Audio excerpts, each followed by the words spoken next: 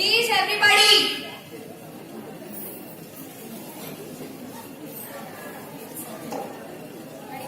నాన్న ఎంత హాయిగా ఉంది కదా.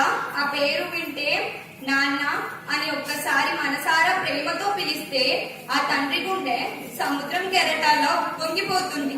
మన ముఖంలో చిరునవ్వు కోసం కడలంతా కష్టాన్ని గుండెల్లో దిగమింగుకొని ఆకాశమంత ప్రేమను కళ్ళల్లో నింపుకొని కష్టాలకు కరిగిపోతూ మన ప్రేమ కోసం పరితపిస్తూ నిండు దివ్వెల్లాగా వెలుగుతాడు నాన్న.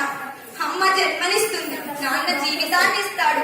అమ్మ ప్రేమను పంచుతుంది, నాన్న ఆ ప్రేమను 10 మందికి ఎలా పంచాలో నేర్పిస్తాడు. అమ్మ మన కోసం జీవించమంటుంది, నాన్న 10 మందికి ఆదర్శంగా ఉండేటట్లు జీవించమంటాడు. నాన్న ప్రేమ పొందడంలో ఎంత ఆనందం దాగి ఉందో. నాన్న ప్రేమ అంటే నూనె అయిపోగానే ఆరిపోయే దీపం వంటిది కాదు, ఎప్పటికీ వెన్నెల పంచే చందమామ వంటిది. నాన్న అని మనస్మర ఒక కూతురు ప్రేమతో పిలిస్తే ఆ తండ్రి గుండె ఎక్కడున్నా మనసు సముద్రం ఆనంద కెరటాల్లో పొంగిపోతుంది. ప్రపంచం మనల్ని వెనక్కి తోస్తుంటే మనలో ఆత్మవిశ్వాసాన్ని పెంచుతాడు. నాన్న మనకు చిన్న దెబ్బ తగిలితే తాను కన్నీళ్లు కారుస్తాడు. కష్టాల వర్షంలో తను మనకు గొడుగై నిలుస్తాడు. నాన్న ప్రేమ హిమాలయాల శిఖరం వంటిది. చదువు మనకు జీవితం అనే బాటలో అడుగులు వేయడానికి ఉపయోగపడుతుంది, కానీ నాన్న జీవితం అనే బాటలోని ఒడిదుడుకుల వల్ల వచ్చే గుణపాఠాలు నేర్పిస్తాడు. తన రక్తాన్ని మన చిరునవ్వు కోసం పాలయేరులా పారుస్తాడు. నాన్న 1000 జన్మలు గొప్ప వరం నాన్నంటే.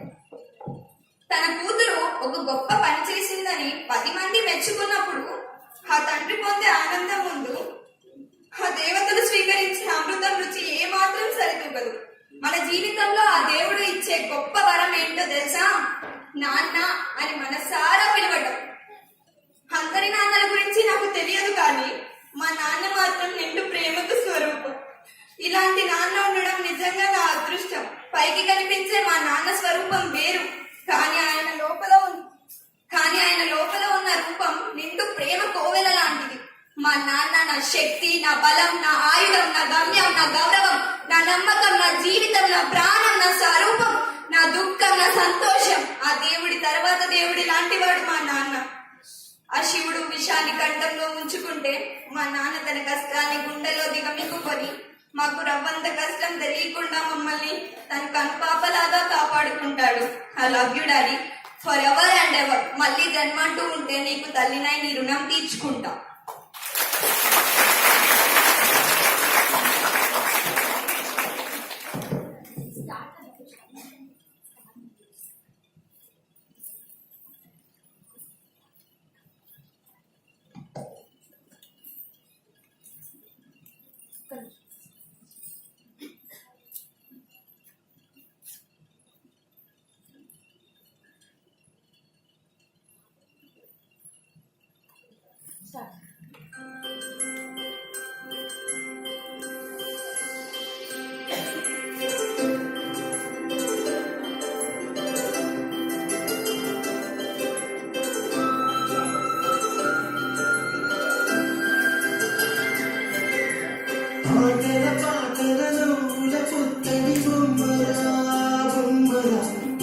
ఆశగా చూసిన నాన్నకి పుట్టిన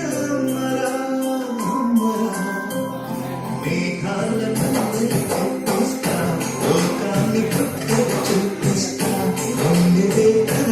కురిపిస్తా చల్లని హాయి నందిస్తా మేఘాల తెప్పిస్తా లోకాన్ని చూపిస్తా కురిపిస్తా చల్లని హాయి నందిస్తా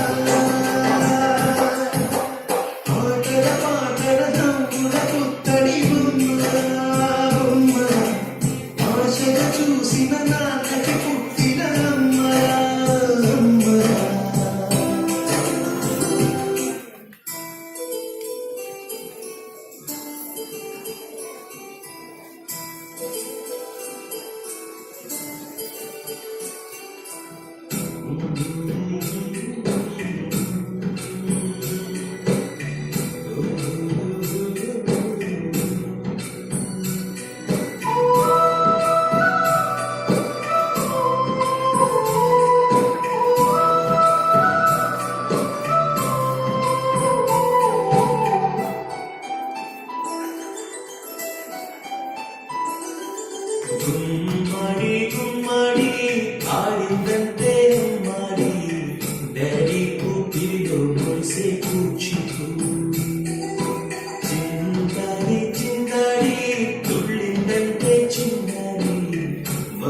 చూపుల్లో చూడు నిన్ననే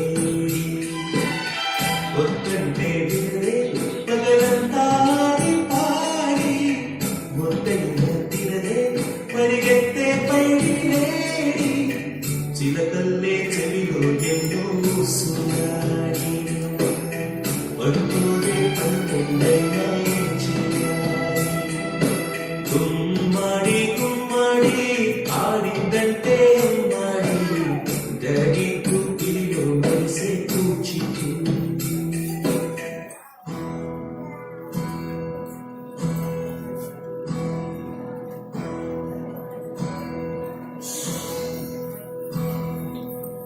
నీకేం కావాలి చెప్పు లోకమంతా చూడాలని చెప్పు కొత్త ఊరు కొత్త వాడ చూసి వద్దామా